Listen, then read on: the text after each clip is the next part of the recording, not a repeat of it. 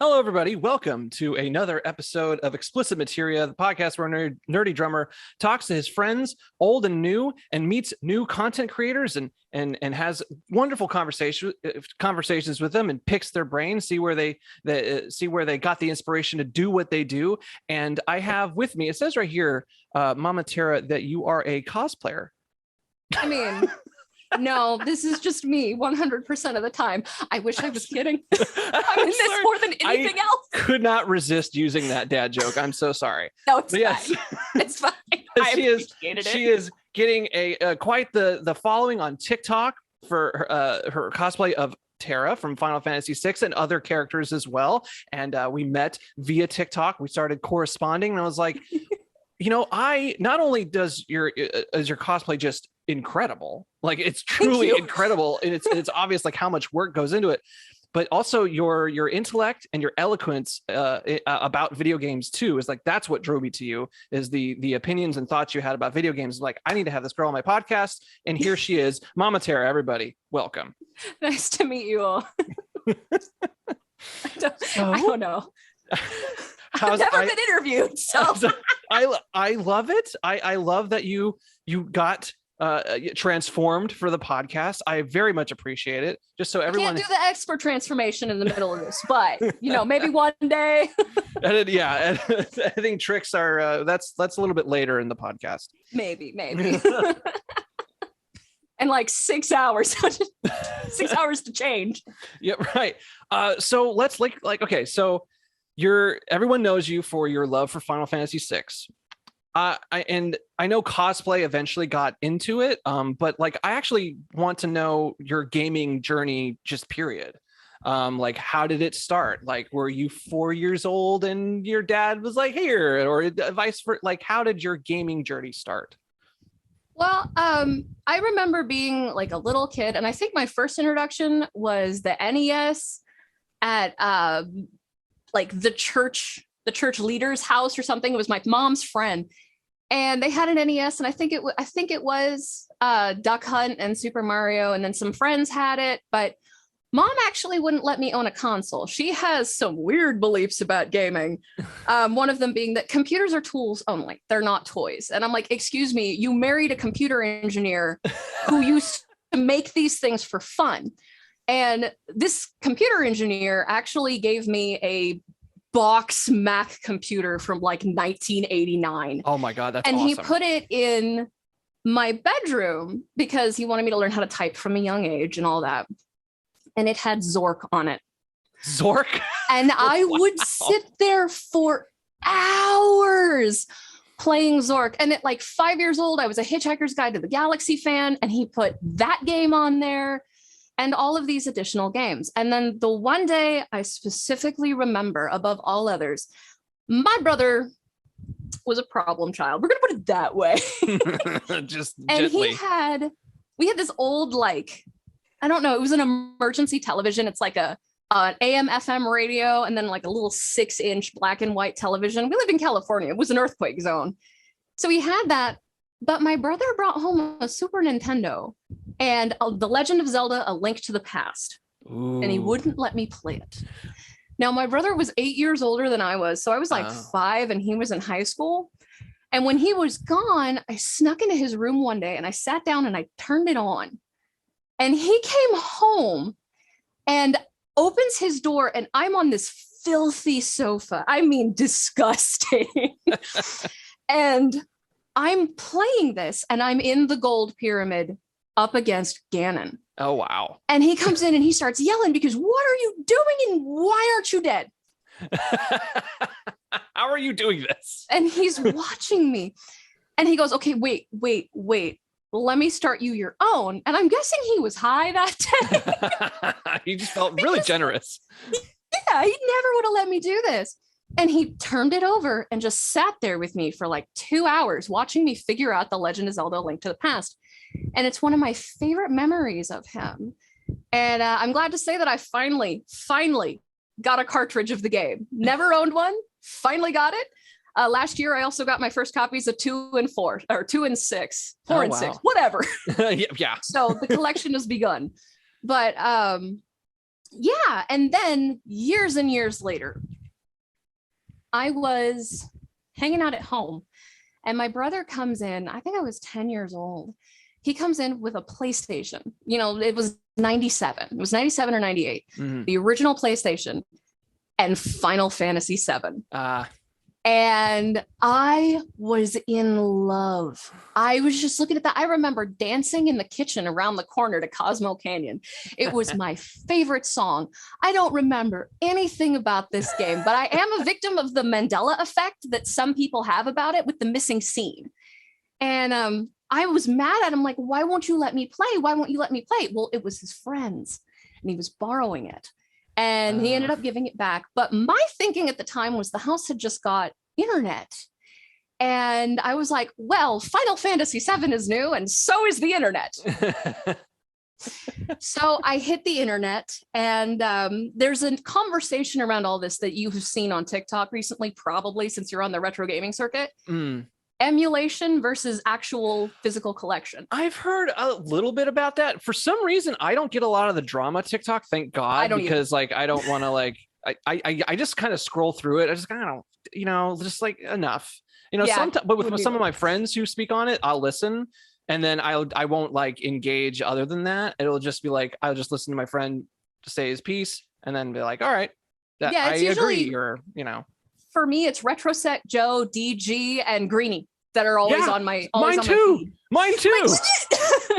But basically, I hit the computer and I went looking for Final Fantasy VII, but the PlayStation emulators weren't active at that time or they weren't working. So I was looking around and I found 4, 5, and 6 and Chrono Trigger. Ooh. And my first introduction to Final Fantasy was 4, and I was in love 10 minutes into the game.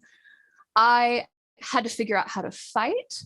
All of these things, little 10-year-old girl, like I can't do math, but I can work a keyboard. Like, so I remember the old key binds and all of that for it. And I think I used SNES at the time. I think that was the one that I used. And then SNES 9X came up at one point and it didn't work, but I got addicted to that.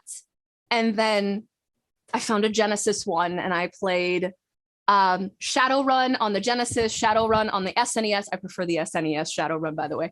That's like everybody. That's everyone's major. Like that's everyone's major general opinion is the SNES is better. Yeah, I've always heard that the Genesis is better.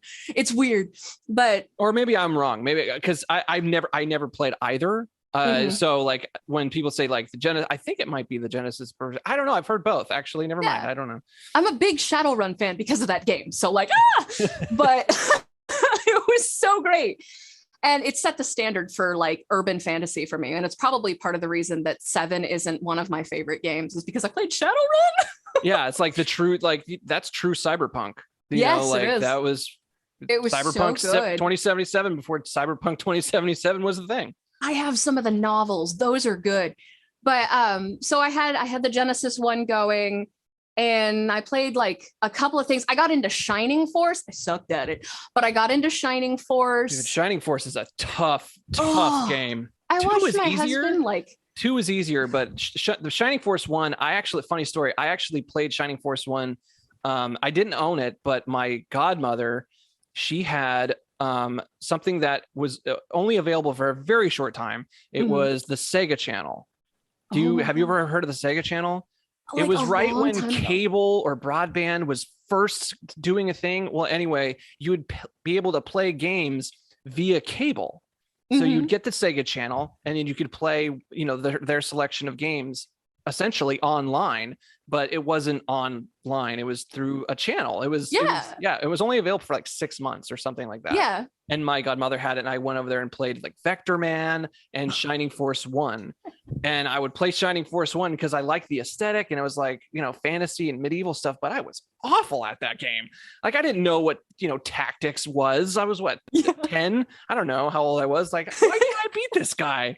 What's going on here? Anyway, go on. The thing I didn't know about Shining Force is I have really weird genre tastes. And I'm not saying game tastes, genre tastes. There are things that I really go for. Like the thing I always bring up is Horizon Zero Dawn. Well, what is it about Horizon Zero Dawn? The post-apocalyptic Messiah trope.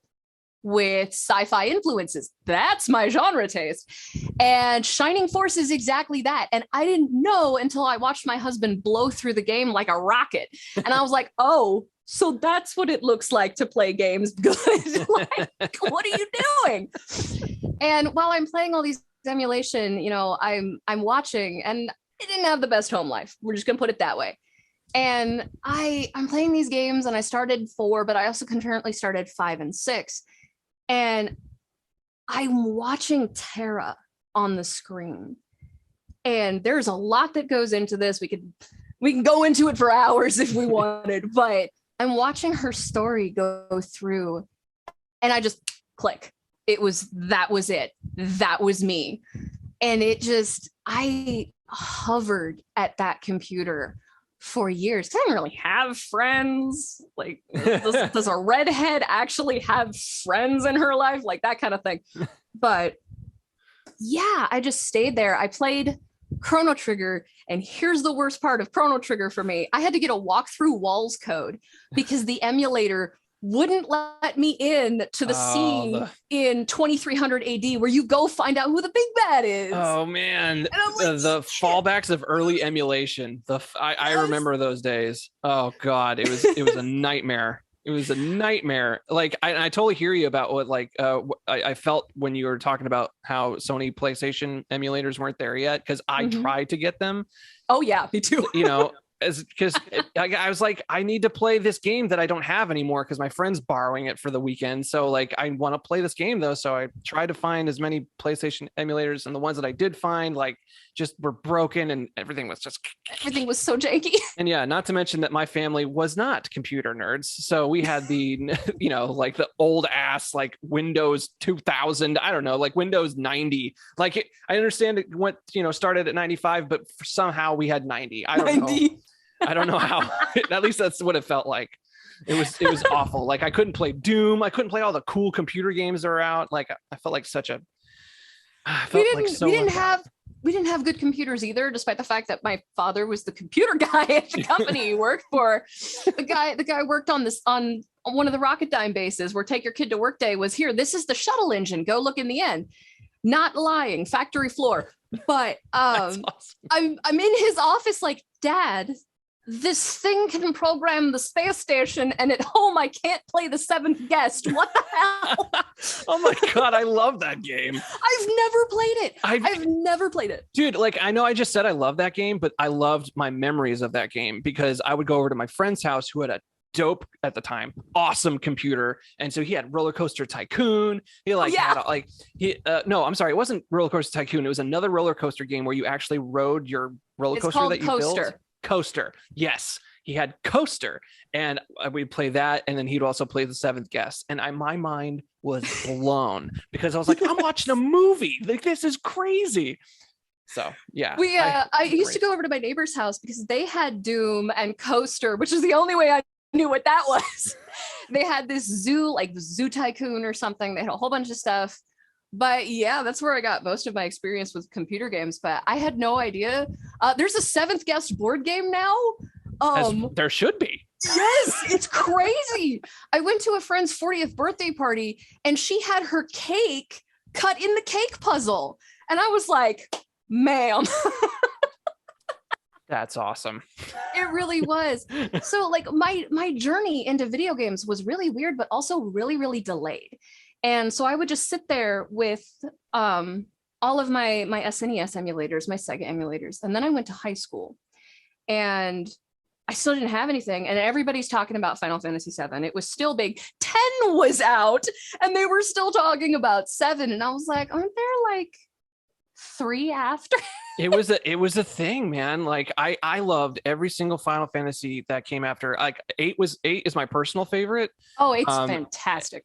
And like but I understand objectively like why people are like taken off by it, because number one, I have a whole big review on it, by the way. It's on YouTube.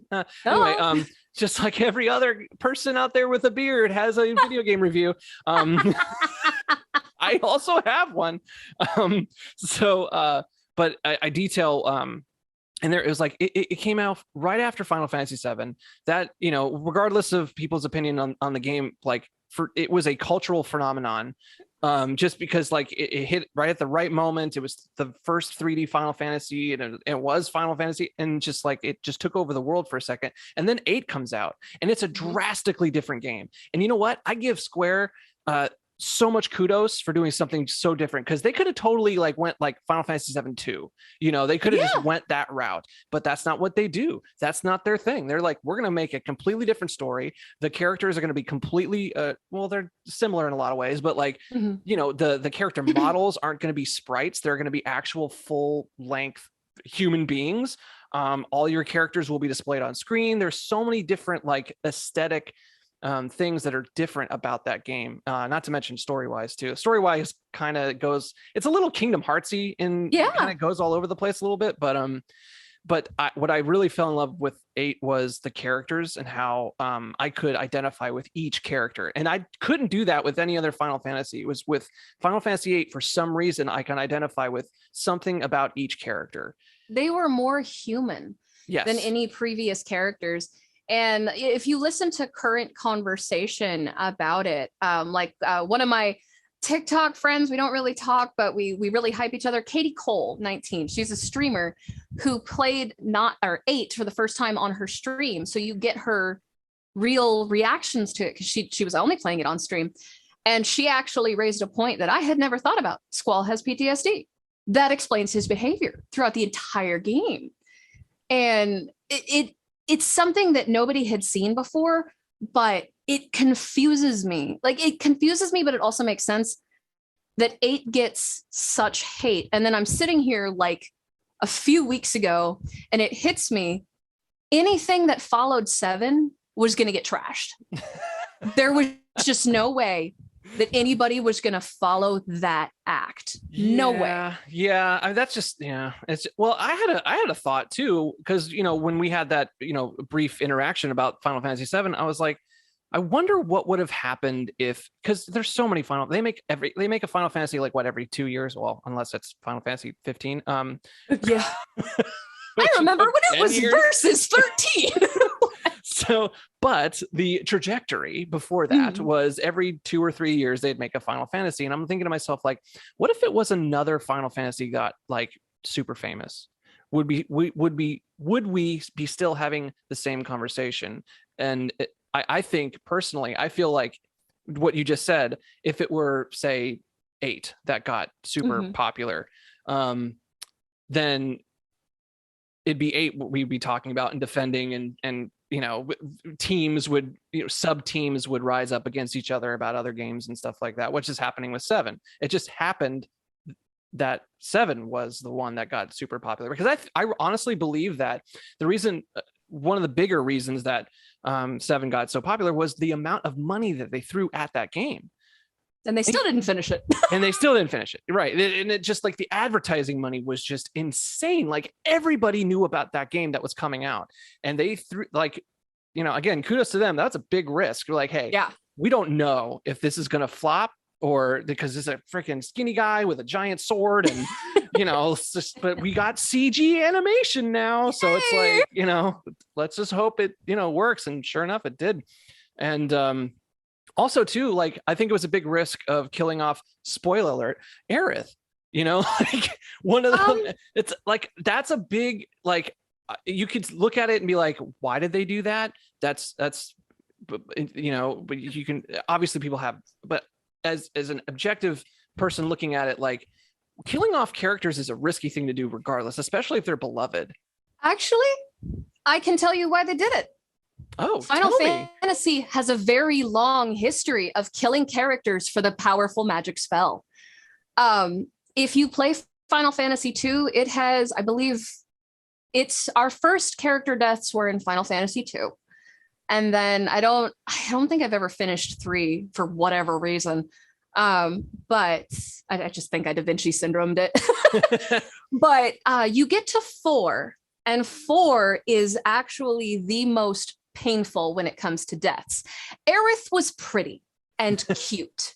Well, wasn't she the love interest too? Like, I know, like, I even argue that there is no love interest in Final Fantasy. That drives me crazy when people are like, Tifa and Cloud are like they're supposed to be together, or Aerith and Cloud are supposed to be their item. Like, no, they're not. They're not a freaking item. They don't show any affection to one another. They're just like, I don't know. I thought I was alone. I thought I was alone. I don't want Cloud to have a pairing.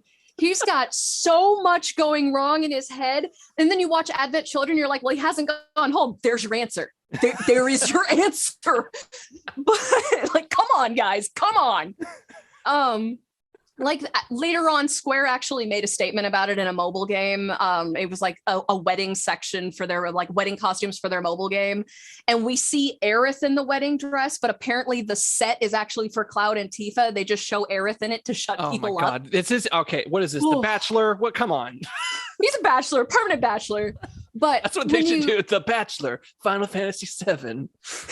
Perfect. Just leave it that way. He just walks off set like, I'm done. In a suit with his sword on the back. Come on, like, we're out. We're out. Sad boys for life. Bye. But going back, Final Fantasy IV is the most painful with character death because, spoiler, 2 6-year-old children commit suicide to get you out alive. Suicide, the after years, they're back, but they turn themselves to stone to stop a wall trap. And right in front of you on screen, like, and then we go later on in the game, Tella learns Meteor. He is an old man who has a severe problem with Golbez, I think it is. It's either Golbez or Rubicon, but Golbez, we're going to say Golbez, essentially killed his daughter.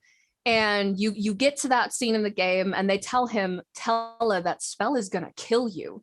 And he says, because he's an old man with a broken heart who's lost all of his family, I don't care. And then he does it, dies, and it does nothing. It doesn't take down Golbez. And you're sitting there like, my impotent rage. I actually never played 4. I 6. I played a little bit of 4. I never actually beat 4. I'm sorry for the spoiler. Yeah, I know. No, I mean, like, it takes a lot for, like, I'm not much of a retro gamer any longer. Like, I just don't have a setup for it, and it just is a pain in the ass. But I still like grew up playing those games, and they had an effect on me. And so like, so Aerith's death, when I first played it, that was the first time that I was like, oh, she's coming back. She's gonna be fine. She's gonna be fine. And then you end up playing you end up like right at the finish, and you're like, oh shit, she's not coming back. Oh, there is in this dumb YouTube video that's actually they did like Final Fantasy IV in a nutshell, but there was a scene where it's Cecil leaning over Rosa and he just goes, wake up, bitch, we're going exploring.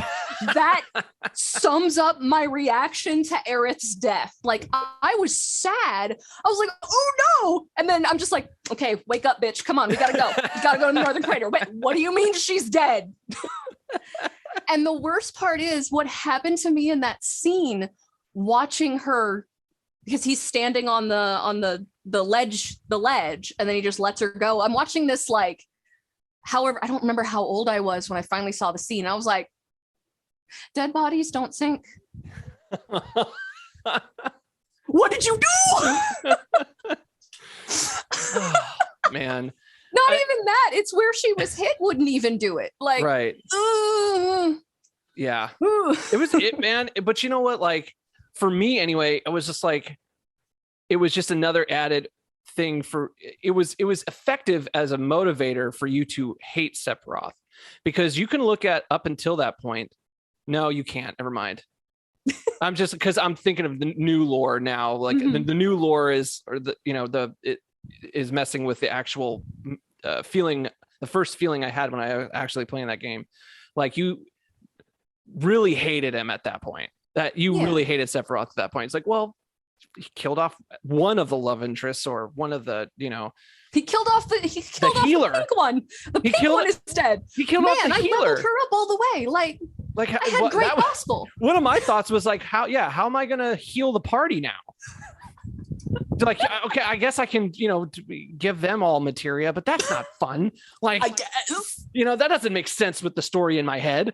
You can't just kill one of the hero of light's mystical bitches. Now what am I gonna do? But anyway, we were talking about 7. So how did the cosplay get into it? How did you get into what you do?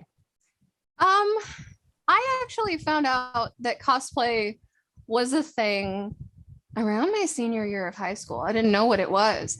I was already struggling at the time, again, bad situations, but I had arrived in high school to people not realizing that 7 wasn't the first game. I don't know. But the moment I said Final Fantasy 4, 5, and 6, they were like, "What is that? What's sorcery?" And I'm like, I'm gonna smack somebody. And there was one guy in the friend group who knew what I was talking about, and he was my buddy. But so excuse me. We're watching, like, it was in Denver. Non-DesCon is the main anime con in Denver. It was at this point. And they were like, okay, well, it's in September and we're going to be out of high school, so we can go. Okay. But I'd never been to a con before. So I'm like, how fast can I throw together a costume?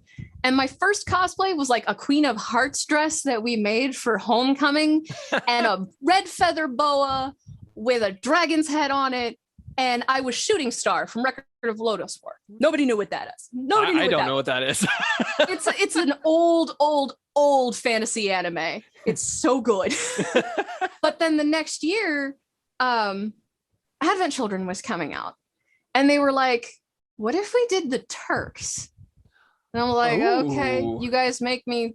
I have to pretend. Well, I wasn't really pretending I liked Final Fantasy 7. I was just like, it's not my favorite, but you have to hide that around. It was people. Just getting old. Like it was just like, okay, all right, I get it. Advent Children came out, and they were like, well, let's do the Turks. And I'm sitting there, I'll be Rufus. Throw me in the wheelchair. I want to be Rufus.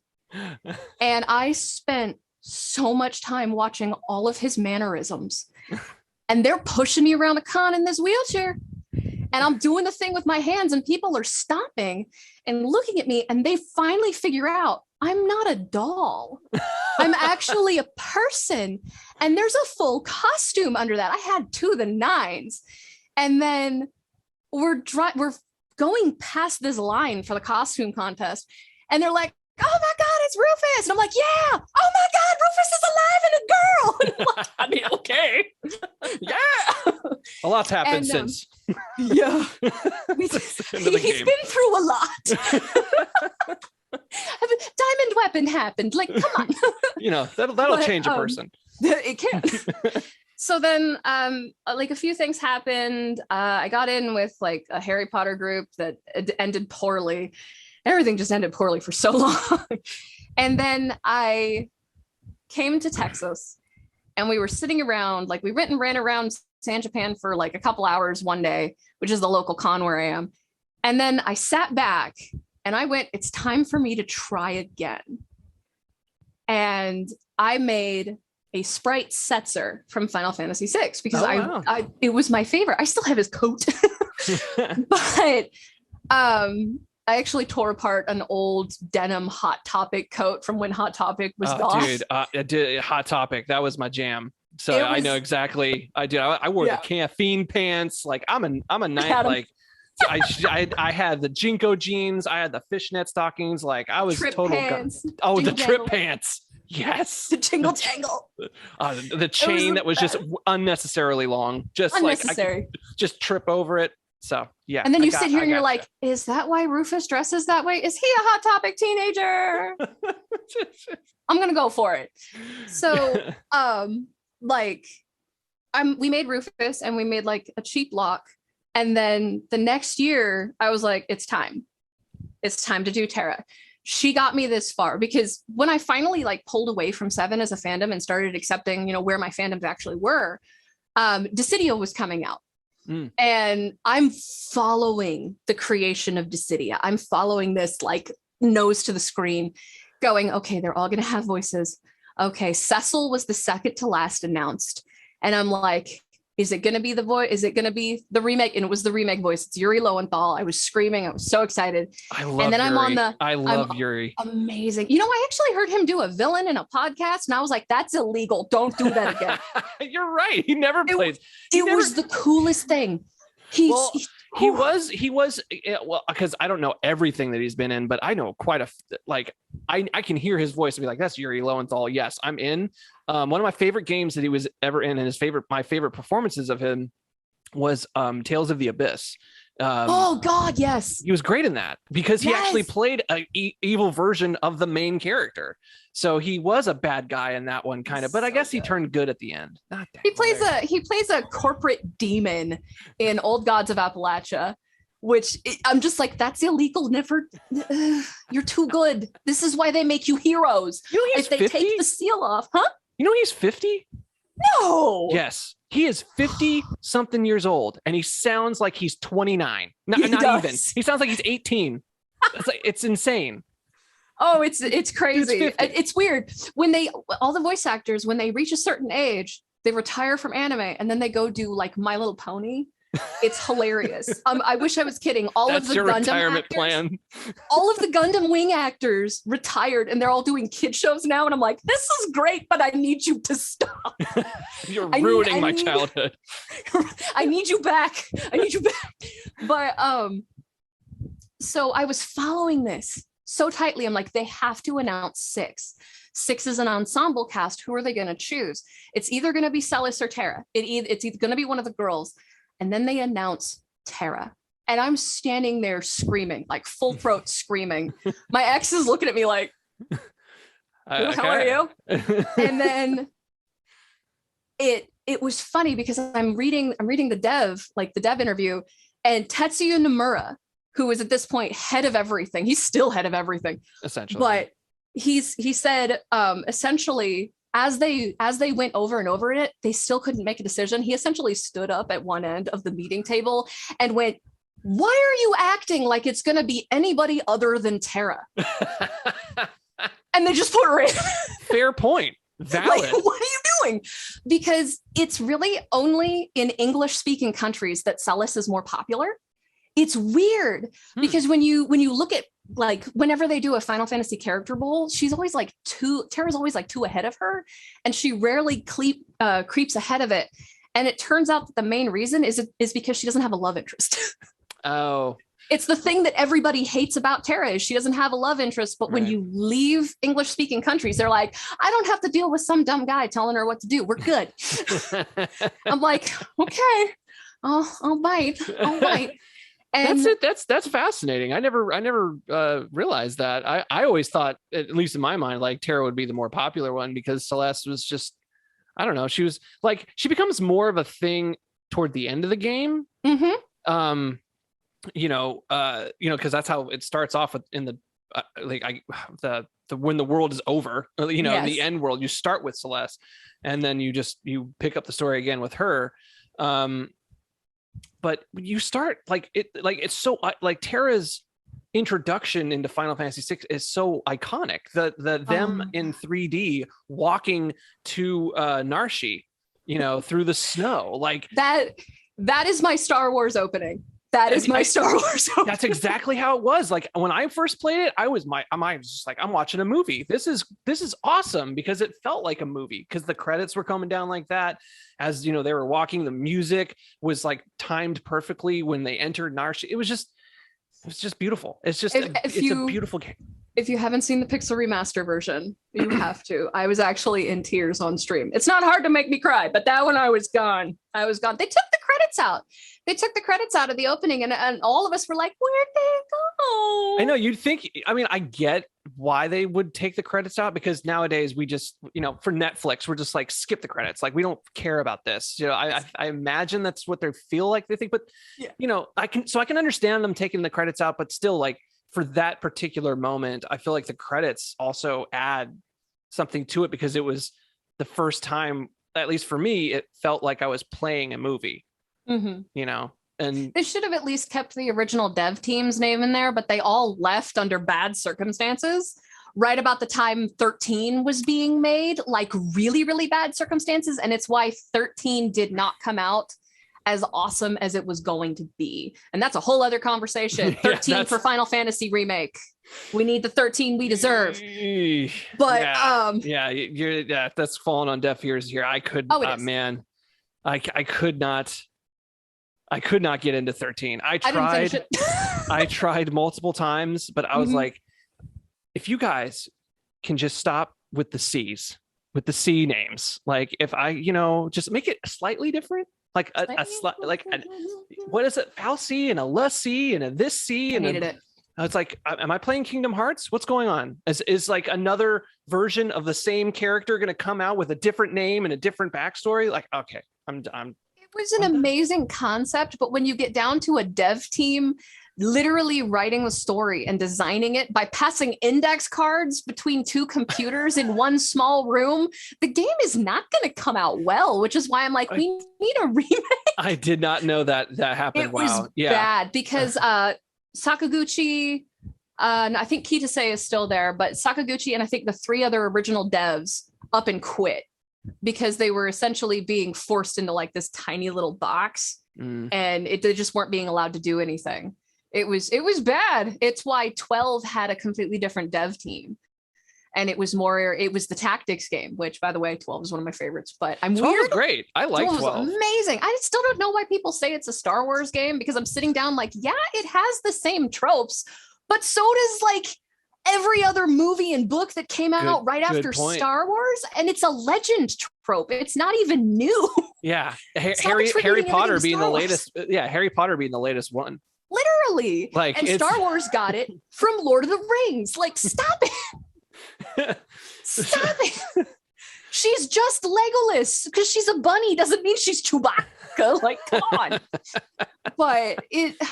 She was a really nice looking Chewbacca. Let me just. She really was. Oh God, I was lucky enough to see a Balthier propose to a Fran at a convention on stage. Oh wow! During the cosplay contest, that was the romance we needed. That was the romance we needed. Like they had a whole stage thing planned, and he was like, "Nope, it's all going out the window." She turns around as the cheering starts, and he's just sitting there, and I'm like, "That's how you do it."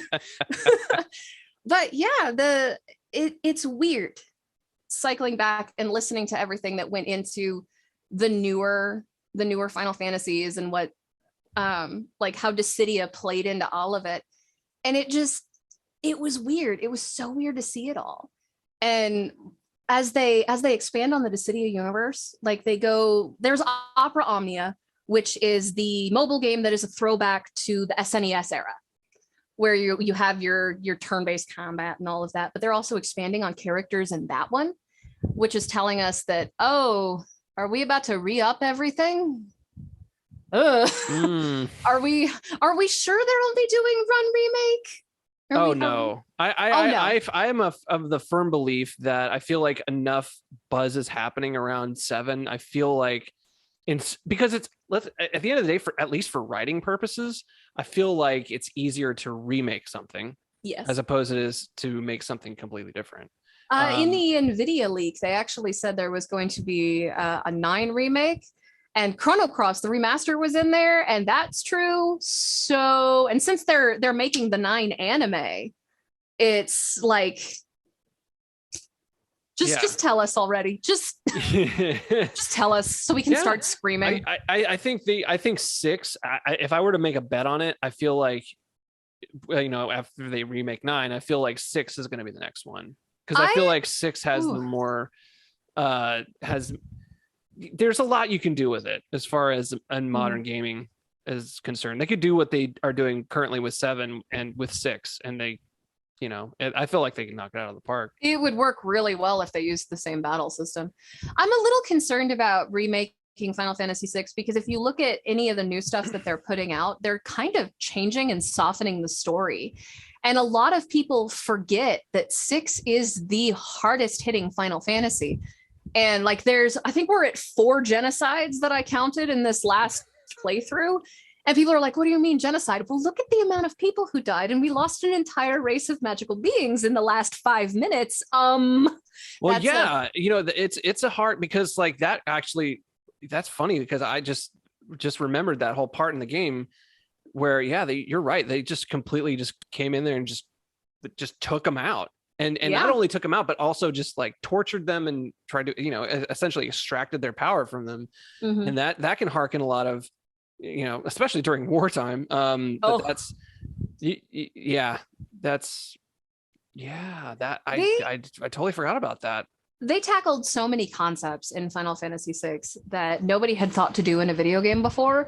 I mean, in Final Fantasy IV was their first foray into a romance. Then they didn't do one in 5. And I feel like Kitase and Sakaguchi were sitting at a table and then just pushed all the poker chips forward for Locke and Celes. And they were like, all right, we're doing this, commit. And then they committed. And they were sitting there like, it's going to be an imperfect relationship.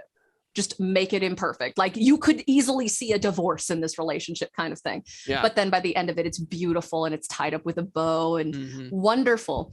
But at the same time, we see the game open, and the line that gets me every single time, and I'm so sorry, nobody thinks about it until I say it. They literally say, she won't even breathe unless we tell her to. And I'm like, she's hanging out with 2 soldiers. Can we just not? And then you get back to thinking about it, and you see him put the slave crown on the adult sprite of Terra.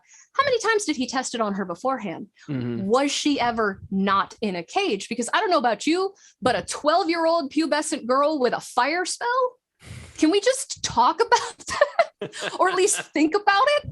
She more than likely, because they didn't consider her human. You can tell by everything Gestalt says, she was in a cage, more than likely, kept away from the other Espers. And if you think about it, her blood was probably drawn to make Celes and Kefka's serums that gave them the magic. It was bound to happen, but nobody, you don't think about these things. And Ted Woolsey's translation for the original release was so heavily edited and changed from the original. Like, we didn't see Setzer's actual personality until the GBA release. They made him like this flamboyant fashionista guy.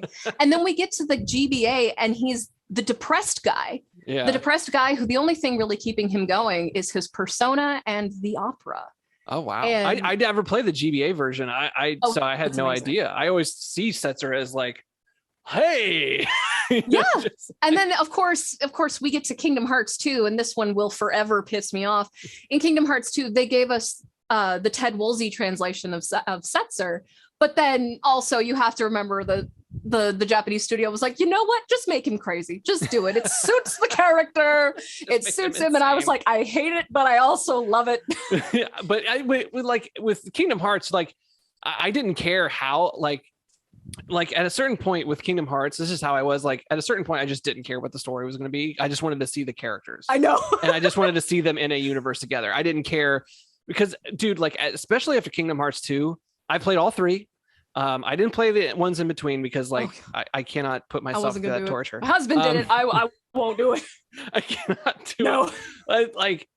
But I still think Kingdom Hearts is still like, it has no reason to be as beloved as it is, but I get why it's beloved. Like I love it, but I shouldn't love it because the story is absolute nonsense. It is.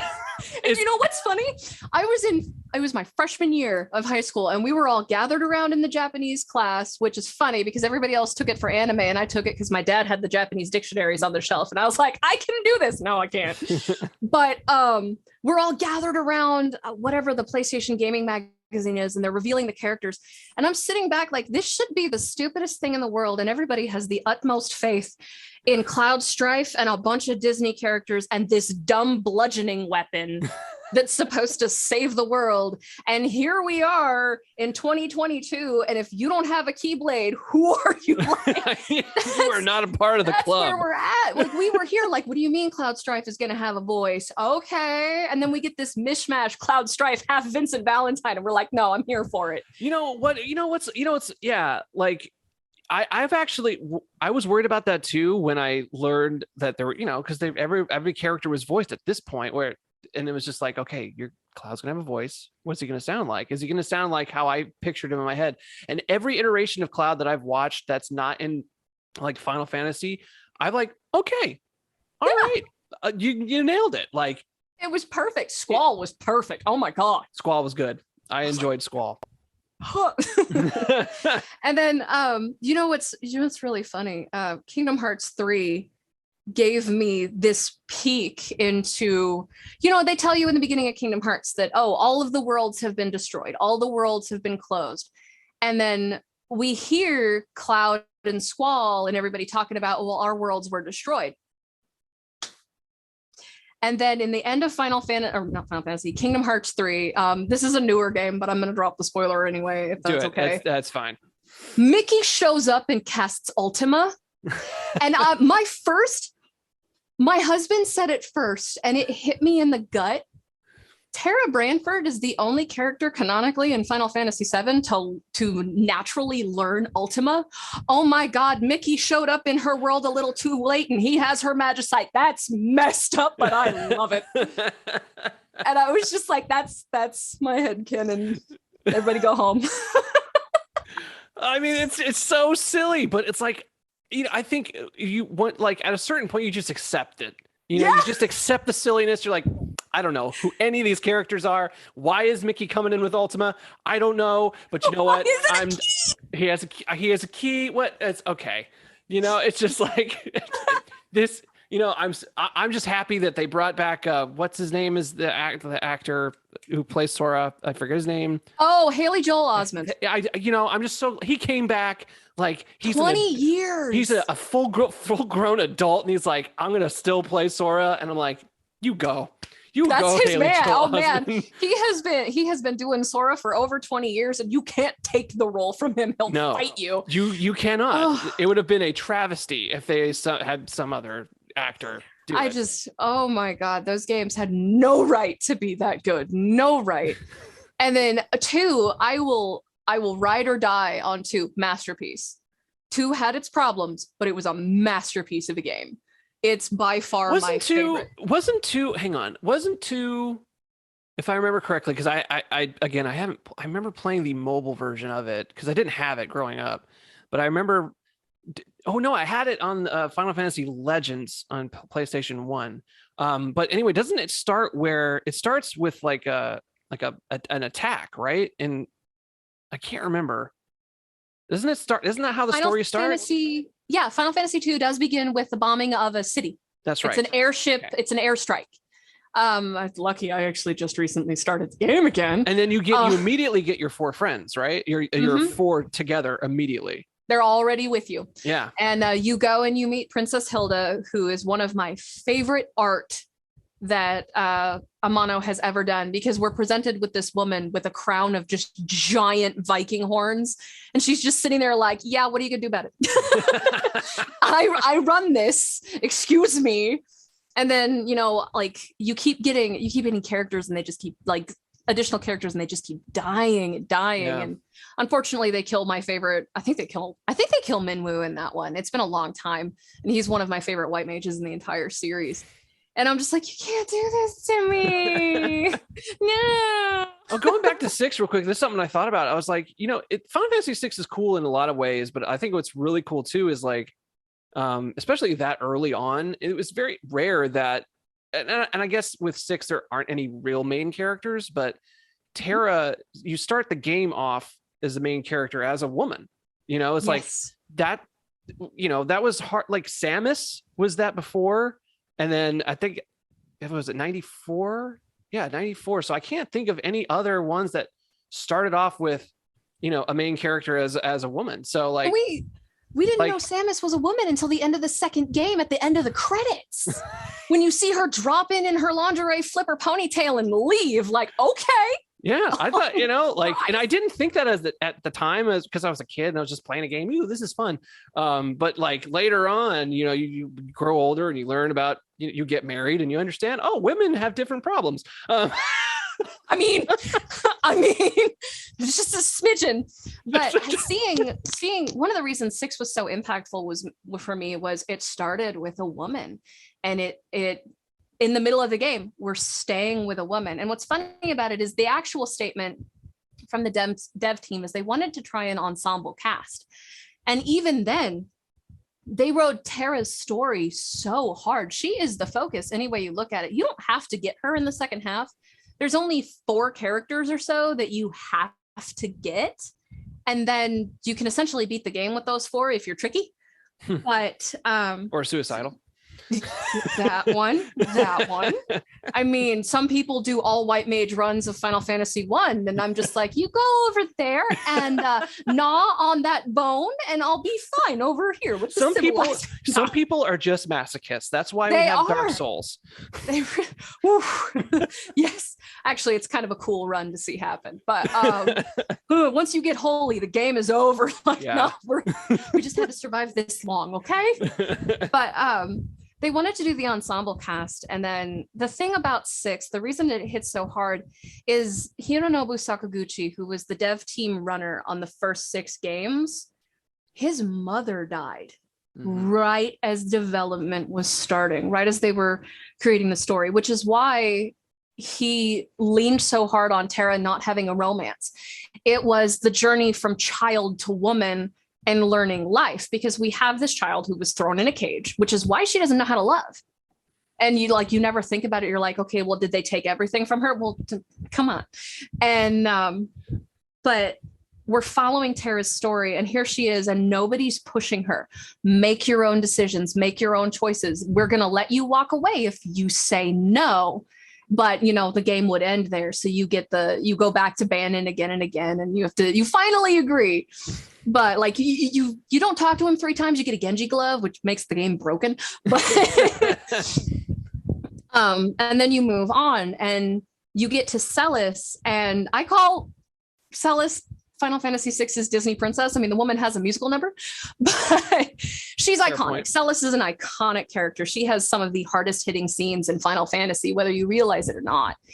And you're following Terra's story, and then it intertwines with Celis. And the great part about it is they never pit these women against each other. But they do develop this by the end of the game, especially in the final scene on the airship, where we're pretty sure Terra's dead.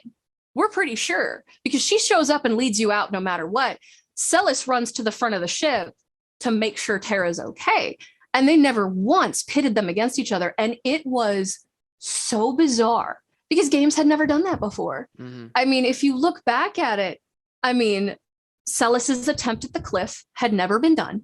And it was so shocking that Woolsey, this is why the translation, while Woolsey was amazing as a translator, he actually, because North America Square, they made him change it to a leap of faith, but then he didn't change anything beforehand.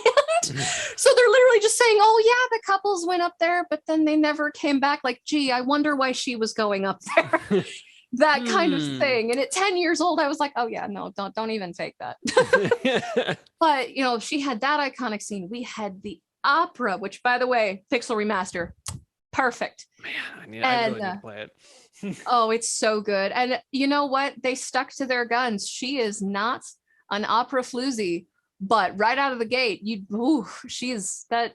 They played the worst bars of the song they possibly could for the trailer, which is why everybody was mad, because it's like the third verse and it relies so heavily on the swell in the music right before. It just falls flat. It sounded terrible. And I'm like, if they had done the second verse of the opera, it would have stood alone just fine, but they didn't. It was just a weird choice to me. I mean, I'm not a musician, but I mean, like, I haven't watched it. But like just trying to make a modern version of an iconic scene. That's why I was so nervous with remakes, Final Fantasy VII remake. Like, this could be really bad. Yeah. Or it could be awesome, or no in between. It's just like, it's terrible or it's awesome. It's awesome. So like, I can only imagine like the kind of hell it would take for developers of remaking something that's that iconic, and make like, okay, how do we modernize, essentially people's imaginations? Like, how I would not want to be on that team, because so we're gonna put real voices in there. It's like, yeah, I guess we have to. Might as well. Okay, We did it so for who's Octopath. it gonna be? I don't know. Oh. So we got to find the right person. So we got to hold auditions, and then we got to make sure that the right inflections are right there. And we got to bring in Nobuo because like he's the one that made it. I think he's retired now. He and Amano have officially retired. Oh yeah. Wow. That's some. I'm sure someone called him like, listen, bro, I know you're on the beach somewhere, but we're really having some trouble here.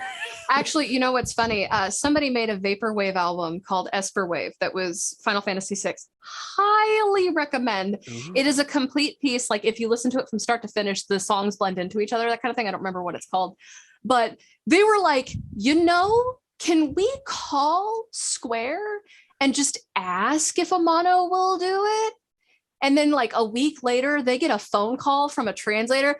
Amano Sensei would like to do the cover art for your vinyl. And here's the trick. Here's the trick to get Amano to come out of retirement. Terra is his favorite character that he's designed. He continues to say it. You interview him, he keeps saying it. She has 3 outfits.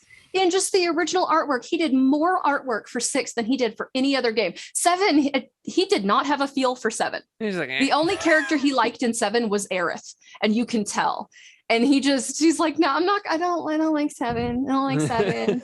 Nah. And then you get to 9, and he's like, I like Garnet. Okay, but 6. And then they produce this giant piece where pieces of it are pixelated, like when you're flying into Vector and it's all pixelated and all of that. And it's based on Botticelli's The Birth of Venus painting, where she's standing in the clamshell. And they did that, but it's called The Birth of Terra. And she's in full Esper form with Kefka leaning over her. And it looks like she's standing on, I don't think it's Ultros, but it's supposed to be. And she's standing on his head. It's amazing. So it just... I think he will only do the... Also, can I say that Ultros is one of the more underrated villains of our time? So much. I love Uncle Ulti so much. It's bad watching me play the remake. Like I've gone off the rails. They just want me to go off the rails now. So I'm like calling him Uncle Ulti. And at one point I had them playing Smash or Pass in the chat. And I got him because Ultros shows up and I'm just like, Smash. They're like, Terra, no! And I'm dressed like this. Well, I'm dressed like this. I mean, it's octopus. It was good. It was good. They tentacles. It's not, I mean, Japanese, It's true. But then, like, it's funny. They commit to Ultros outside of the base Final Fantasy VI. I guess he's like the favorite joke character in the dev studio because he just keeps appearing. Like he's even in Kingsglaive. He's 15's Kingsglaive. He's Final Fantasy's Deadpool. He is. And if you play World of Final Fantasy, which is adorable, it's I have my stupid son here. It's these guys. This is a whole game.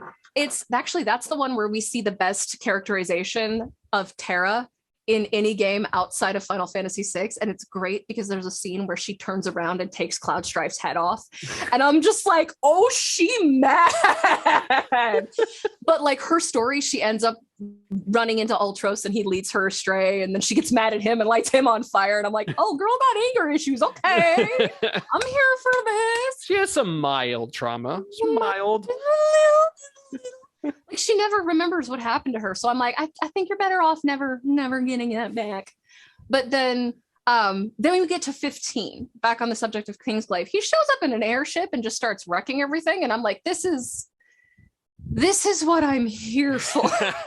You can have my money. I love that. I think I had my wife is not into video games really. So like but she loves Aaron Paul. And so like I told her that Aaron Paul is playing this character.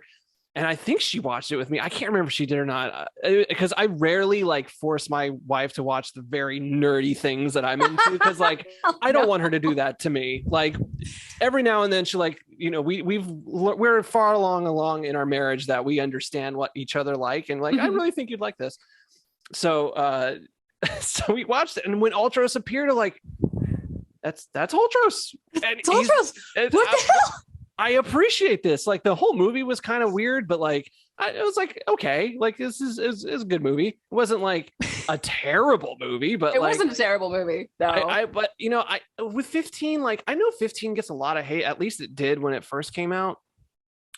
I appreciate what they did, and I'll tell you why. It's because number one, it was really different. Like I appreciate risk taking from big developers because they often don't do that because at that point they're huge corporations and their whole idea of taking on a brand new idea is just it's hearsay. Don't you dare. Let's do more Final Fantasy 7 stuff. What are you we're gonna take what are you talking about? Do a road trip? What do you do? A road trip with your boys? Like, come on, there's no women in it whatsoever. Like, it's literally the bachelor party from hell. Like, come on, dude. So it's like, so I appreciated that, but I also appreciate because it was essentially a love letter to the series, and that's what it was. It wasn't. It felt like to me that I was playing a game that was paying homage to the entire series of Final Fantasy, not just because there were similar story tropes and obvious villain was, obvious Kefka-esque. The villain was very Kefka-esque. Like, okay, so this guy is an homage to Kefka. And then you have like the princess and the crystals and stuff like that. I'm like, okay, cool. Oh, the part that gets me is Luna Freya being a direct reference to Rosa Farrell from 4. That one took me by surprise. Yeah. I'm looking at like her name like roughly translates to Lover of the Moon. And I was just like, you cannot do this to me specifically. Because I've been working on Rosa and that game, it is not my favorite Final Fantasy. I did not actually enjoy it very much until, Kane Highwind's great granddaughter stepped on my face, which fabulous, by the way. Like, I appreciate that. But, I just, until we get to certain scenes, it just didn't ring with me until it really got to that more fantasy aspect, because that's what I come to Final Fantasy for. It's the fantasy. I'm so excited for 16. Like, I can't even stress. I still need they're to play bringing it back Paradise. hardcore. I am such a Garland fan. I have to play Stranger of Paradise, but I suck at Souls games. Like, nah. I am. Yeah. It's like I posted something on TikTok about Elden Ring, and I'm like, as I was posting, it's like I'm probably gonna get some hate for this, but you know what? I don't. There's one community that I just have no problem with, like any sort of beef, because I just don't care. Is Dark Souls. Like I don't care. Like I get it. I know it's a great game and you people love it. And I love that you love it, because I love it when people love video games. Yeah. But I don't get it. What kills me is I love Bloodborne. Bloodborne is in my weird genre tastes. It's amazing, and I suck. I can't do it. I have issues with my hands, so the reaction time is down, and I'm like, no. But, going back to 15, 14 and 15 are so heavily rooted in the classics. And I'm playing 15 like, okay, where does the 7 and 8 content come in? Where does the 7 and 8 content come in? Why are we in 9? And then what interested me was, as you're collecting all of the playlists for the car, you can buy the CDs, and you're like, we're progressively getting to weirder and weirder games as we go farther out. And then the farthest city, I think it's the farthest city you drive to in the first part of the game, you have to go off the highway and out of the way and towards a mountain. That's where you get the Final Fantasy VI soundtrack.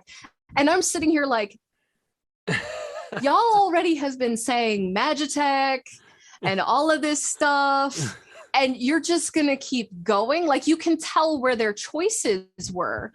As the farther out you go, the farther into the game you have to go, you start seeing where all of their, like, it starts to make sense where all of their inspirations were coming from. And that's why I always thought the CDs were so important to the game. Like, as you get further out, you're going to see what games mean the most to which developer and all that kind of thing. And the main, I think it ended up being Final Fantasy VI. And then the second biggest was, I want to say 5 was the one they really went to for Noctis's story. It was either 5 or 9. And I think it was 5. But it just, and then we get to the second half of the game in World of Ruin, and I'm like, you know what? I'm here for this. It's like, oh, well, here's so 6. Okay. All right. I thought we were. I see how it is. So I appreciated it. It wasn't my favorite. It was just like, and when you say like, where's the 8? I'm like, well, Noctis they're all dressed like 8 characters. He's Squall. he is somebody's Squall. Love letter to Squall. And I'm like, I approve of this message. And so I enjoyed 15. I was, I didn't hate it. I was like, okay, let's, I think too, it's like that was such a weird time for Final Fantasy as the series anyway, because before 15 was 14 and they were working on 13 for, they were trying to, fix all the hangups with 13 with sequels and, somewhat successful in that. But at that point, so much time had gone on. They were just, people were just starved for something Final Fantasy. And at that time, I feel like they might have had an identity crisis because like it was just kind of like, what do we do? We strayed so far off the beaten path of what Final Fantasy is. What do we do? And I feel like that's another reason why they went back to 7 and did a remake of 7, because I feel like they did just a remake specifically because like I feel like in order to when you're a creative person, so you probably get this too, like when you're in a rut and you're trying to figure out something new, like sometimes it's good to go back to like something you did way back in the day and look at it and see what inspired you to make that one thing, to make it work, to make you feel that made it successful or whatever. I'm doing that right now. There you go. And it's just like, and so I feel like that's what they're doing currently with Final Fantasy 7 remake and now 16, where they're bringing back like the medieval kind of aesthetic. Oh, I'm so excited. I'm so excited. Like, I feel like they're going to keep dipping into the pool of older successful Final Fantasies and be like, okay, let's bring this back because this is what made us who we are. And they, part of it was they stumbled in the dumbest way. I mean, they made one decision that screwed up the dev department there for years. And it's part of why 12 and 13 were so different. They made the Spirits Within. And the problem with the Spirits Within is everybody hates it. Oh, it's the worst Final Fantasy. It's not a Final Fantasy. It was never supposed to be a Final Fantasy. Sakaguchi and Kitase were telling a different kind of story because they were tired of Final Fantasy, and they had the PS2 cards were coming out, all the power of the PS2. And what do you do when a gamer and a gamer/computer engineer gets a new toy? I'm going to turn it up to max. And that's what they did. And they were making this story, but Square was footing the bill. And Square was like, well, you guys make all the Final Fantasy, have this title. And if you read all of the interviews from that time, they're on like old Angel Fire pages that have been saved and archived because everybody hated the game so much, they all just disappeared. The one failing that they say about it is that they put the Final Fantasy title on it when they didn't even want it there. Yeah. And because it flopped from that one decision, because if you go back and watch it, it's a great sci-fi film. Like on its own, great sci-fi film. Yeah, I didn't know that. See, this is why I brought you on the show, because you have all the knowledge. I didn't even know that. Like, because I did know that Spirits Within wasn't supposed to be a Final Fantasy, but I didn't know like the actual in details of it. And like that's such, that's a problem when it comes to when you have like a company like Squaresoft, which at the end of the day is a corporation. Yeah. And the bigwigs in suits often are like, hey, this is what we're gonna do. And there's not a whole lot you can do. You still like your job, right? Yeah.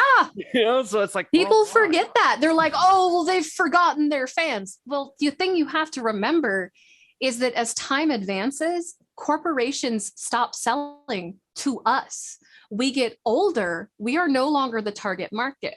Final Fantasy 15 was sold to like people who were 16 and 18 at the time that it came out. So of course the elder millennial bracket is going to hate it. Like, what were you thinking? Well, of course you're going to hate the new He-Man that came out. It's not for you. And here's the thing about nostalgia that everybody forgets. It's never going to feel the same way it did the first time. It's never going to feel that way. It's a lot. You see, it's a lot like heroin, everybody. You know? Oh, God. Yes. We're shooting black tar heroin. But yeah, you're absolutely right. You are 100% right. Like, and I feel like that's why there's such a market, or not a market, but there's such a want and a need for this, you know, retro gaming space, this nostalgia space. Like, there's the whole reason I have 6,000 people on TikTok follow me is because I play over old retro game music. Those are like my more popular videos of me playing over, you know, retro game music, is because people like want to be brought back to the moment where they were children and first playing like Legend of Zelda, waking up in his bed with Zelda calling out to them, or like the intro to Final Fantasy VI, or the intro to Final Fantasy VII. Like, they remember those times where they, at that moment as children, felt like they were a hero, you know. And so like so video game nostalgia, and I imagine it's the same way with book nostalgia too, but like I feel like it's a little different. But like with video game nostalgia, was because we played those games as children, and I feel like, at least for me, when I played the games, I was in that adventure. It wasn't me playing the character. I was the character. Like, I was Cloud. I was Terra, like I was. Yeah, absolutely. Like, and so it has I feel like it has a bigger effect on us as adults as far as nostalgia, because we were those characters, and not like a movie. We weren't characters in a movie. We were characters in a game. What's interesting is that you bring up the whole I was Cloud. The original Legend of Zelda, they didn't give him a name, except on dev records, he was known as a Link, because he's the link between you and the game. You are supposed to fill his shoes. He is the link to you. And then it just became his name, because everybody wanted to know, what hero am I playing? What is Zelda? What is so important? Why is she so important? And then they just started expanding on this lore. They never really had an intention on expanding. Miyamoto is just sitting there like, I get to do more. He's adorable if you've ever heard him speak. But yeah, they really leaned so heavily. And that's why retro gaming is so interesting, because they leaned so hard into filling those shoes. And it's why having the blank slate like Cloud is a really good inspiration for it. That he's such a blank slate that you could step right into Cloud's shoes. And right up until the PS2 came out and we started getting voices and more advanced stories, that's about the time you can't step into their shoes. Like, how easy would it be? Like, a lot of people could do it, but I personally could not step into Yuna's shoes. I couldn't step into Tidus's shoes. Why can't I be Yuna? Because personally, I would not want to step in Tidus. Tidus is my least favorite character of all the series. I just done. Like, I like 10. I like 10. And can I just say something real quick about 10? A lot of people like 10. I get it. Okay, it's a beautiful game. I love it. Okay, light it on fire. I don't love it. But I don't love it, and I'll tell you why I don't love it. Number one, the fake out at the end. Like, he's not a part. Wait, so it's not a happily ever after? So you mean it was all a dream to begin with? Like, I was so mad. I was so mad. It was like, oh, but there's another game, and I was like, no, you're not doing this to me. You're not doing this to me. I'm not gonna pay another my parents. I'm not gonna let my parents pay another $60 this Christmas to get me another Final Fantasy X game to fix the mistake you should have not made with the first game. Dang it. I mean, I appreciate the mini skirts and the Disney princess theme, but come on, guys. Actually, and the Charlie's Angel vibe, I get it. All right. Legit, okay, but it was cool though. Actually, you're in good company. 10 is not a game that I enjoyed either. But the weird thing about it is, people, when they ask, okay, well, I just did Final Fantasy VII. Where else do I go in the series? I always say 10. Valid. Because 10 is literally the perfect encapsulation of everything that Final Fantasy had. It was everything Final Fantasy was up until that point. You know, we had the romance. There, it starts off in that big city. He gets sucked out, and now it's a fantasy world. There's a whole ass apocalypse going on. By the way, we gotta go fight God, except we can't kill God. We have to feed the summoner to God. Like, it was everything that Final Fantasy was until that point, including big titty goth mommy. Like, okay, can we just appreciate it? Well, that was one thing about 10 I did appreciate. I know, right? And it was like, well, you know, I might as well beat the game and keep her in my party. Well. I mean, I might as well. I'm a sucker for good plot, makeup. For the plot. Of course. I read it only for the articles. Right? But it perfectly encapsulates everything. And from there, it's go whatever direction you want to, because at that point, you just have a complete idea of the series. And a lot of the times, it's people coming out of 14 that are going, well, I love 14. Where else do I go? And then you're sitting there going, why don't you play the remake of 4 for the DS? Because it's on Steam. Now, the one for the DS with the bobbleheads chibi, and that's where you hear Yuri Lowenthal for the first time as Cecil. It's not the best port of the game. That's the one on the PSP. That one is flawless. But because the other one has voices, it's the best way to get people to actually give it a chance. It's something that I've discovered. Like, it's not about the graphics at that point. It's about hearing the characters speak. And that oftentimes gets people to do it. And then they end up loving it. They're like, oh my God, what? He turned into a paladin? Is that why I play a paladin? Yeah, it is. It's why my husband's call sign is paladin. Like, so it's really interesting talking to people. And oftentimes they can end up being older people coming out of, you know, platformers or shooters or anything like that. You know, you can even get the Call of Duty boys going, you know, Cloud's pretty cool.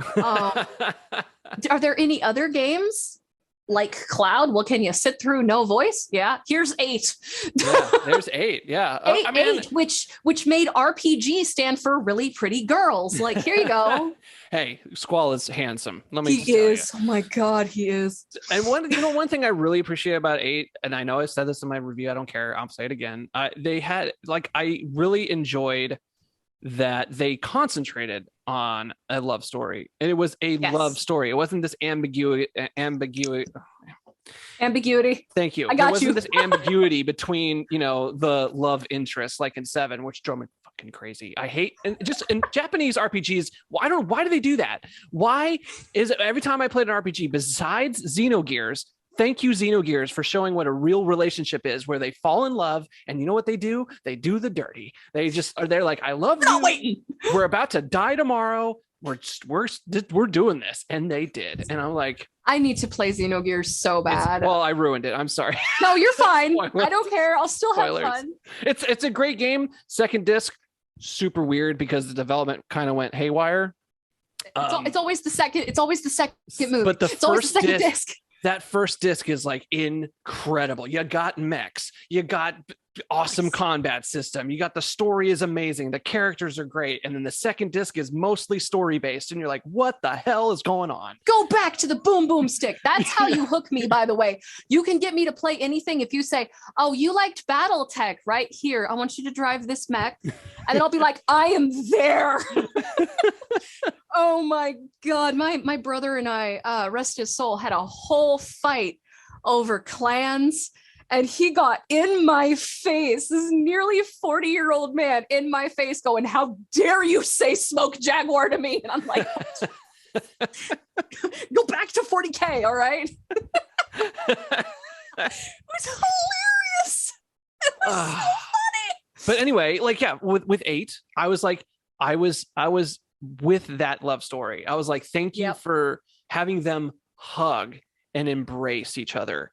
Thank you. Like, that's all I wanted, because, like, you know, especially as a young, awkward 16-year-old, however old I was, 15 when I played that game, because I was just wanting, love and affection and just like, I want a girlfriend, like, and so like, I was looking for a love story in my games, and I was always given this fucking ambiguous, what's that word? Ambiguous, this ambiguous, can't say that word for some reason. Don't worry about it, man. Ambiguous thing between the love interests of these games. And I'm like, why are you doing this? One thing I really appreciate about Lufia, the original Lufia. That's another one I need to play. Oh God. There's in the very first part of the game, which is essentially the ending of the second game, which is a prequel. So Lufia 2 is actually a prequel. Lufia 1 is the true sequel to 2. Anyway, sounds like Secret of Mana. Go for it. It's just like, it's okay. It's a thing. But what I really appreciated about the beginning of that game is it's essentially the end of the storyline. The beginning of the game is the end of the storyline with these particular characters, and Maxim and Salon, the love interests of that, like, they're about to die in this tower, and he looks at her and he goes, "I love you," and she looks at him and goes, "I love you," and like it's just, as a kid, I wanted that, like that's what I wanted in my love story, is like a direct "I love you" romance, like just that word, just the words "I love you," 1, 2, 3. And I never got that with any other game besides like Lufia 1 and Xenogears kind of, and then with 8. They didn't say "I love you," but you got the music and the hugging. It was the commitment. You wanted the commitment to the story, and it just was so rare. It was so rare. You like never saw it. And you know what's funny, actually, something that I noticed just talking around with my friends, and I'm gonna go to Final Fantasy 12 here for a second. For the entire run of Final Fantasy, and sometimes they do it with like, you'll see other series do it, like Star Ocean will do it. It's the concept of the virgin hero. Your hero cannot have had a previous romance or anything like that. It's always his first romance. And what happened in Final Fantasy 12 is we have Vaughn, who is this blank slate, because you can tell Ash, is supposed to be the main character. They stopped Ash from being the main character because she's canonically been married. Oh, yeah, weird. It's her story, but the whole game, oh my God, that was the first time I really cried in a video game, like broke down sobbing, was that opening scene, like, but she's been married. Like the whole beginning of the game, we witness the beginning of her marriage, her husband's death, and then her death. And I'm like, and she's not the main character. Why? Oh, because she's clearly had sex. And I'm like, that's not a reason. That's not a reason. I mean, if she could go sleep in her way across Arcadia, I would be more here for this game. Like, bring it. Bring me the villain phase, But it was I never thought of it that way. Yeah.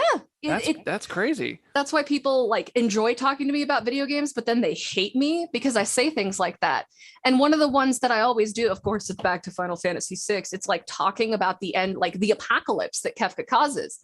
Well, why do those kids need Terra? Well, let's talk about an asteroid impact, shall we? He dropped an entire chunk of a continent on it. So what happens? Well, we see the volcanic activity. The sky is full of ash. That means it's gone cold. That means there's pestilence. That means that we have a lot of corpses everywhere. That means there's wild animals eating the corpses. Let's talk about Moblis. Their parents are just dead in the street, okay? Terra shows up. She's got survivalist skills. None of these people do. So I'm going to go hunt.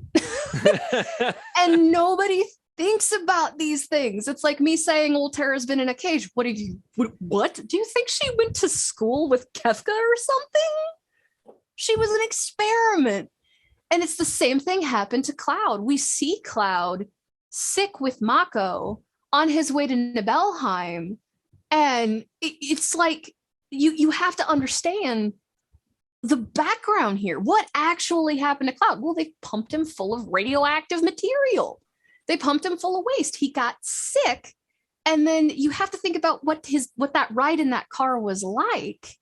for Cloud. And then people are looking at you like, oh God, he had radiation poisoning. He had radiation poisoning. And that leads into, actually, there is a Mandela effect that I've noticed about Final Fantasy VII, and it's a missing scene. Some people remember it and some people don't. So it's going to depend on how impressionable you are when you hear about it. It's in the Belheim after the reactor fails. The scene is, there's a pool of Mako energy, like the fallout from the reactor is pouring out, and we see Cloud and Tifa laying off to the side of the Mako, and then Sephiroth is going out the other side and jumping over the little edge so he can escape, as Kefka comes in with a stretcher and a couple of soldiers. And I have met people that remember it before I ever said it. So I'm like...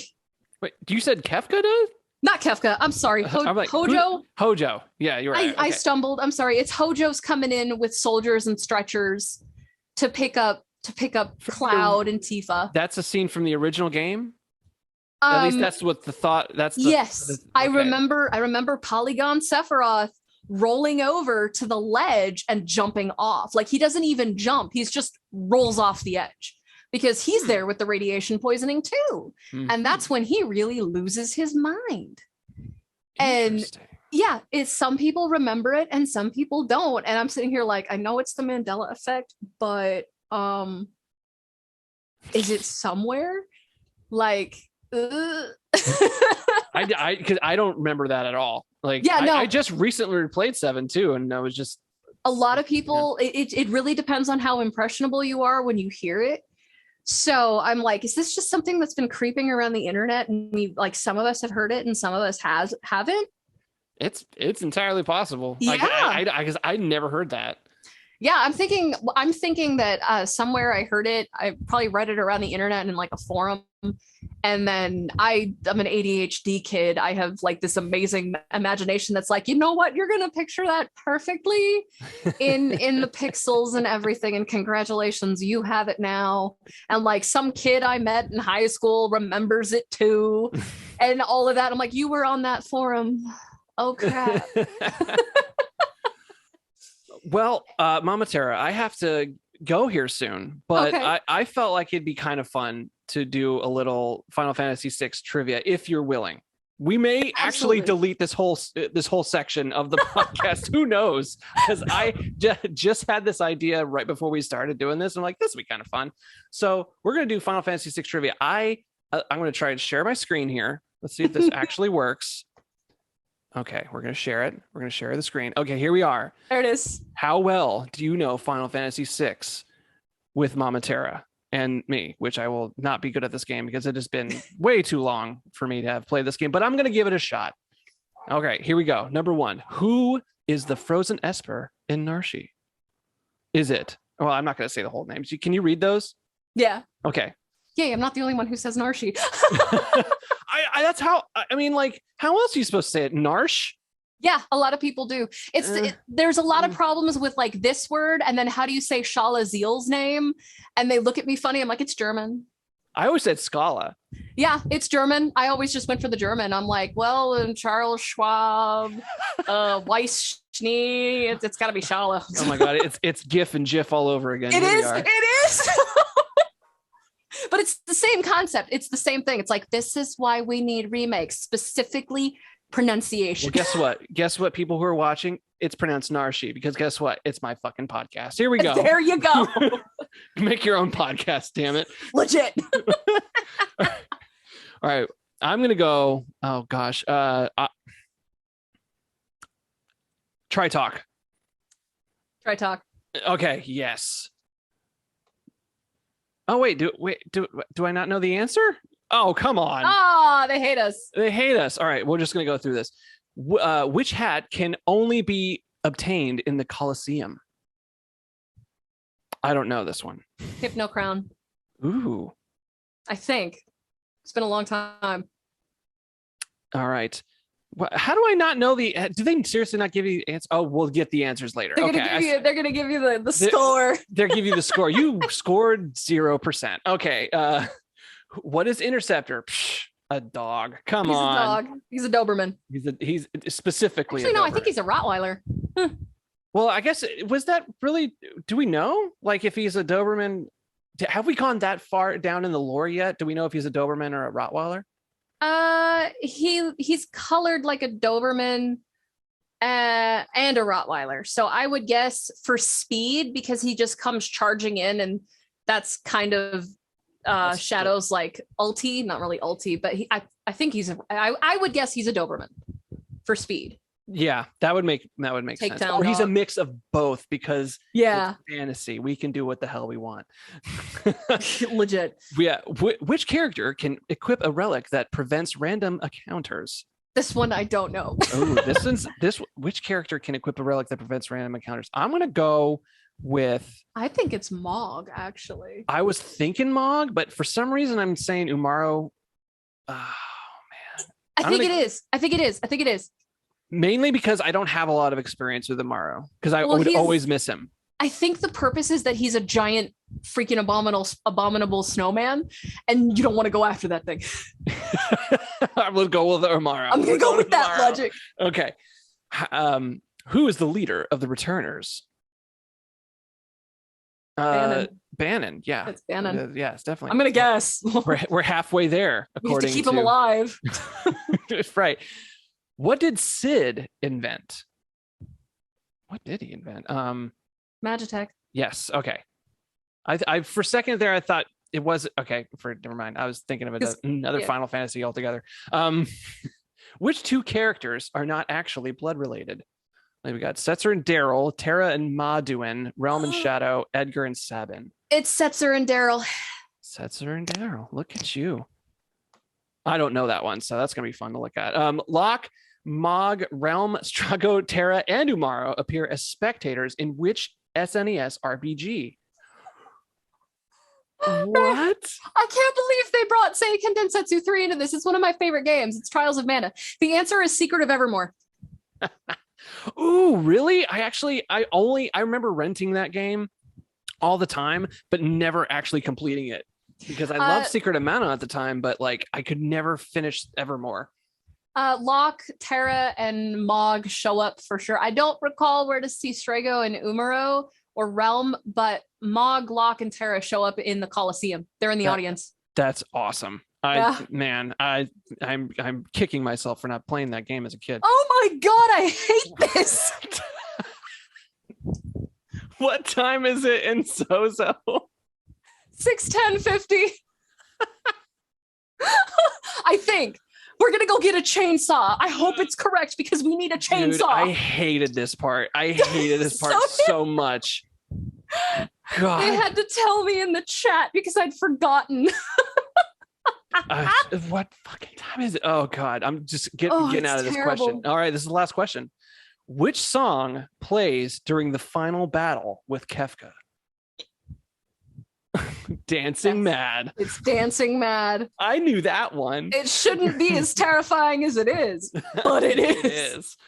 It is. Hey, Nobuo, we need some sort of last song for this ending here. You got something for us? How about a 12-minute long opus?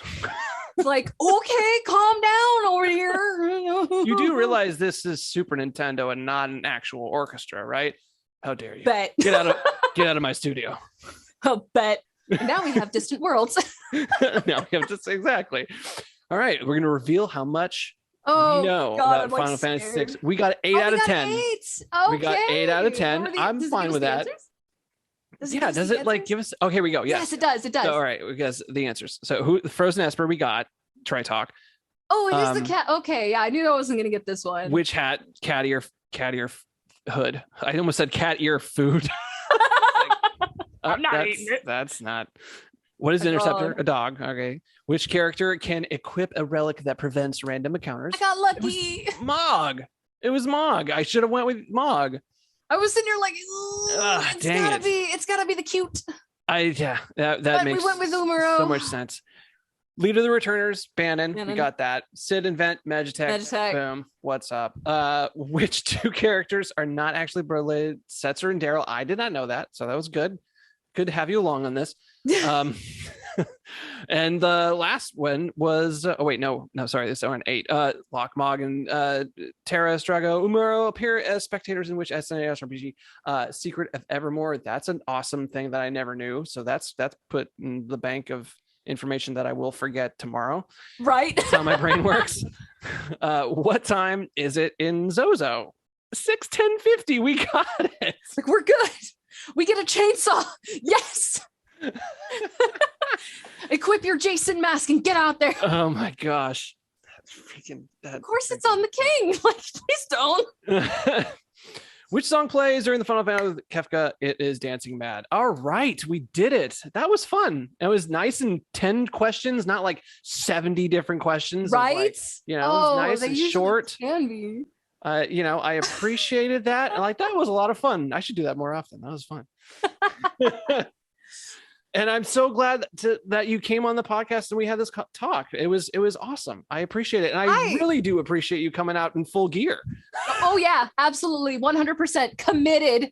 I love it. I'm so honored. I am just honored because I know we didn't get into this, but I want to ask you just right now, how long does it take you to get ready for Terra or any other cosplay?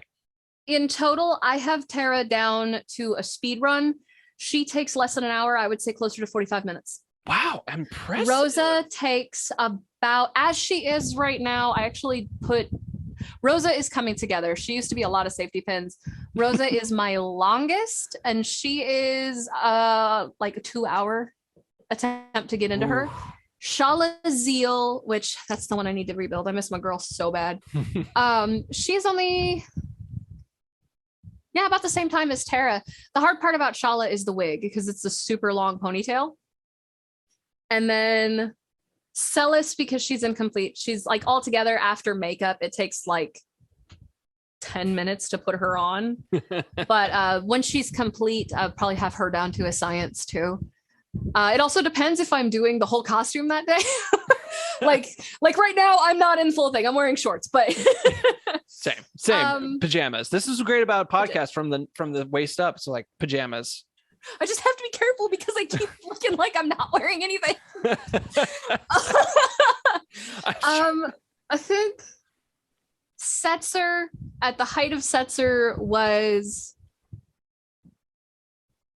a half an hour. Wow, I'm impressed. Because when I look at the final product of your stuff, it's like, wow, there's so much to me because I don't, I put on, sometimes I put on a spot makeup, because my wife's in the beauty industry, so I'll like, hey, I have a zit I need to cover up, and so like even that, I'm like kind of like, oh my gosh. Like, what do I make it right? I'm like, I touched my eyebrows for this. We're good. That's all we're getting. So like when I see your stuff, I'm like, wow, there's so much work and effort that goes into it, at least from my perspective, from the outside looking in. So like, I appreciate that. This actually is what you see on TikTok is not the complete piece, because there are also pauldrons and a cape that goes into it. I believe my cape weighs something like 8 pounds, and it's got 2 layers of drapery fringe and fake flowers all the way down the back. They hook into foam pauldrons. I'm actually rebuilding them. But that's now. Also too what I'm saying too is like the work that you're putting into the actual costume itself, like not just the actual like getting ready to to show it off, but like just actually putting in the work to make the costume look the way it's supposed to look. The one that I'm doing finite detail on is Rosa Farrell. The thing about doing early Final Fantasy cosplay or early video game cosplay is that you could do whatever you want as long as you could you had the color scheme right and could be related to the character. And the thing about specifically like Tara Branford, if you look at all of the Terra cosplayers running around, everybody does something different, because this isn't canon at all. We didn't have a canon until Dissidia came out. We didn't get a direct, this is what she looks like. Even in all of Amano's artwork, everything is manipulated into weird places. And it just, you had to pick and choose, and everybody would do something dramatic. I've seen full embroidery down the side. A friend of mine just made hard pauldrons. There's lace everywhere, more than what I was wearing. People will go crazy. Celis is just as crazy when they do it. There's an atelier in Japan that inspired mine, and I actually tagged them with the reveal of this one to let them know that I'd done it, that they'd inspired me, and they were like, yes. But they do all of this, and all they do is they specialize in SNES era costumes, and every Terra and Celis they produce wildly different from the one before it. Well, that's great though. I love that, because that's something that I didn't even think about until you just said. It's like, yeah, I mean, it leaves a lot open to interpretation, and that's perfect for people, for fashion, because that's all fashion is. It's inspiration, and you can do something that suits your body and makes you more comfortable, which is such a huge problem in the cosplay community right now. And the thing with early Final Fantasy is, specifically with 6, is there's only like 1 or 2 things that you can be toxic about to people. Like personally, I've had threats of violence. I've had somebody actually threaten to commission a really disgusting art piece about his opinion of Celis over Terra, and it was bad. It was bad. Ugh. And he was going to give it to me because I said, well, I like Terra more than Celis, and I cosplay her, and he lost his mind. And I worked with this guy. He lost his mind. And, you go to a con and Terra has blonde hair, and they're threatening you, and they've got the soda, and they're going to destroy your costume because how dare you have green hair? It doesn't matter that Square has consistently made the statement that both are canon. They put her in games right out of the gate with green hair still. And then, I mean, they'll sit there and go, but she's published in the game with green hair. What's your problem? And even they'll tell you, Amano just likes blondes, dude. He just likes blondes. His artwork of Princess Garnet, she's blonde. And I'm like, you guys, the guy has a type. Stop acting like all he does is draw at the end of the basically day, what they want. At the end of the day, everybody, he is just a man. He's just a man who likes blonde, big-titted women. Like, can we be honest here? We can all of us men can be broke down to very simple ideas. He actually changed. Like, there are 2 characters where he went all in, and he was like, you know what? Today I'm feeling the booty, and it's Terra and Garnet. And he's just like, you know what? Dump truck ass, both of them go. And I'm like, okay, I'm here for you, sir. General. Well, on that note, this was amazing. I mean, I feel like you and I could just keep going. Oh yeah, we can keep going. This is great. Because we had a conversation about the conversation about toxicity and fandoms, and like, oh God. Yeah, I love this. I love just this podcast where I get to, I'm basically using it now. I used to use it just to like hang out with friends and people that I already knew, but now I'm just branching out to people that I've never met before, and that I want to like get, especially content creators, and like get deep inside who they are and what makes them tick, because I'm now getting into this space, and like I want to learn, how you got to do the things that you're doing, and what drives you and inspires you to do the things you're doing that are in the same space of the things that I loved as a kid. So I am very appreciative of you coming on and us like nerding out about video games together, and I appreciate it. And it's just, it's been a lot of fun. Thank you so much. I can give you an interesting piece of information that got me to finally cosplay Terra and accept that I was a Terra addict. My ex-husband had Dissidia. He had the PSP. He was only interested in playing Squall and Cloud. And I was like, are you going to finish the game? Are you going to finish the game? And he was like non-committal to finishing the game. And then one day I got in his face. I was like, I need the game. Why do you need it so bad? I need to play Terra's story. Oh my God, she's so annoying. Let me tell you, when I say I was going to fight, I'm fighting words. I thought I was going to put my ex in the hospital. Oh my God. I was looking at him like, I will pick up a chair and you will know the turn meaning. into a wrestling match right now. You will. You will get Stone Cold Steve Austin the way out of here right now. Exactly. He watched wrestling. So I think he was looking at me like, she is going to actually kill me. And it was that pettiness from that moment. And it still comes back to me. Like, I'll be getting ready for a con going, okay, I don't love myself. I feel terrible. No, that one asshole who told me Terra was annoying. And it's funny because of that, I now wear 2 coin belts. One of my sashes is covered in bells. You will hear me coming down a hallway. I have drowned out convention halls. It's just the funniest thing in the world. They just stop and look at me. Bethany, are you done? No. I love that. I love that you're using that as fire. Like I'm here for it. That is awesome. I'm so glad. Spike, man. Where can people find you? Where can people find you, Mama Terra? TikTok. I am TikTok and Instagram. Sword and Sorcery Cos on TikTok. Sword and Sorcery Cosplay on Instagram. It'll take you right to us. Apparently we have a really weird cosplay name because we like Conan the Barbarian and Red Sonja and all of that. We're gonna be Sword and Sorcery Cosplay. Just do it. Perfect. You can find us on Instagram and TikTok under some variation of those names. My Twitch, which I was only going to play the one game, but apparently they want me to do more because I'm weird AF and funny, is Wastelander Terra on Twitch. God, that story. Anyway, I need to follow you on Twitch. I didn't realize. Oh, thank you. It's just shenanigans. It's nothing but me screaming at the game and the screen. I'm no stranger to silliness. So I love the silliness. I'm waiting for the day they go, can you play a game that you actually yell at? No, you do not want to see me play Control. You do not want to see me play Control. I am a horrible boss.